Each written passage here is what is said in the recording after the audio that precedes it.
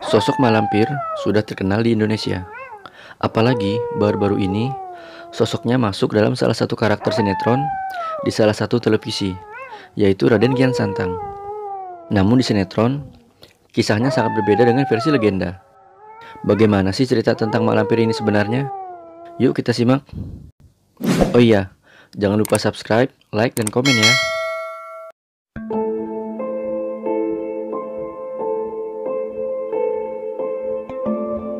Siti Lampir Maimunah. Itulah nama Malampir yang sebenarnya. Ia mempunyai guru bernama Nenek Serintil. Nenek Serintil merupakan guru yang sakti mandraguna dari aliran hitam Anggrek Jingga.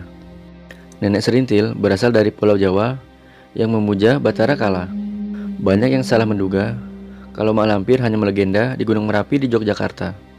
Padahal, legenda Malampir sendiri adalah sebuah legenda atau cerita yang berasal dari Gunung Merapi di Kabupaten Agam Bukit Tinggi, Sumatera Barat, dan kemudian diadaptasi di Jawa karena di sana ada Gunung Merapi. Namun, banyak versi lain yang diragukan keakuratannya karena telah disesuaikan dengan daerah-daerah tertentu. Legenda Malampir ini juga sangat berkaitan dengan legenda 7 manusia harimau yang juga berasal dari Sumatera Barat. Siti Lampir Maimunah merupakan tokoh putri dari kerajaan kuno, yaitu Champa, yang diambil dari bahasa Vietnam yaitu Chinh Tam, dengan arti kerajaan yang pernah menguasai daerah yang sekarang termasuk Vietnam Tengah dan Selatan yang diperkirakan antara abad ke-7 sampai dengan tahun 1832.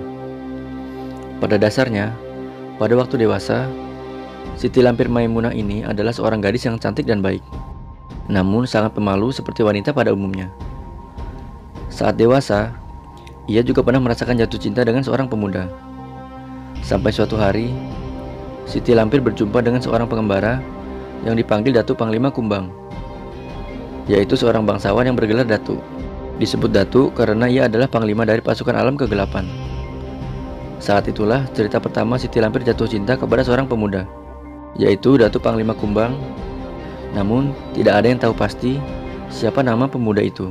Namun yang jelas sang pemuda juga diam-diam suka kepada Siti Lampir, walaupun tanpa sepengetahuan sang putri. Walaupun mereka berdua saling suka, namun hubungan mereka ini tidak mendapat restu dari kedua orang tua Datuk Panglima Kumbang. Hal ini membuat sang putri sakit hati. Karena sakit hati itulah, maka sang putri pergi bertapa ke Gunung Merapi. Saat pertapaan tersebut, sang putri bertemu dengan seorang maha guru. Guru tersebut banyak sekali memberi ilmu hingga sang putri sakti mandraguna tiada tanding. Akhirnya, sang putri pun mendapatkan julukan Mak Lampir dari warga sekitar gunung yang ketakutan mendengarkan namanya.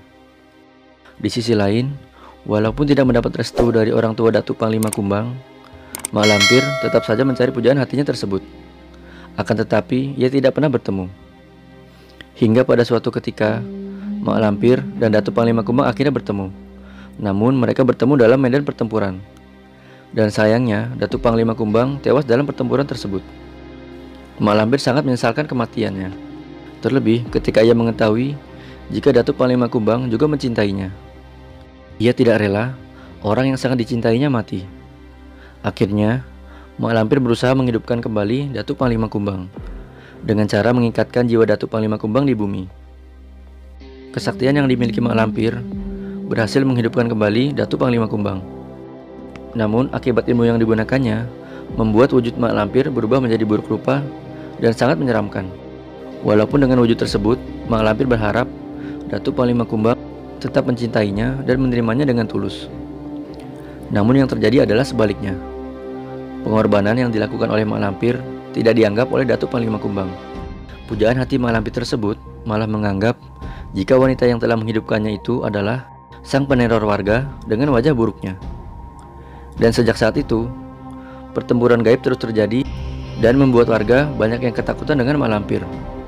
Disebutkan dalam literatur lain, yaitu Mak Lampir yang berumur sudah ratusan tahun memilih pindah ke Pulau Jawa. Tujuan pindah ke Pulau Jawa tersebut adalah untuk membuat ilmu yang dimilikinya semakin sempurna. Di Pulau Jawa, dia bersemayam di Gunung Merapi dan mendirikan sebuah kerajaan gaib yang sangat luas. Ia bersekutu dengan iblis untuk mewujudkan harapannya. Karena hal tersebut, Mak Lampir bisa hidup hingga ratusan tahun dan menjadi siluman. Ia tidak bisa mati dan akan terus mengganggu manusia. Legenda Mak Lampir memang menjadi cerita yang sangat terkenal. Akan tetapi, itu hanya sekedar cerita dan tidak ada bukti nyata yang bisa menguatkan kisah itu.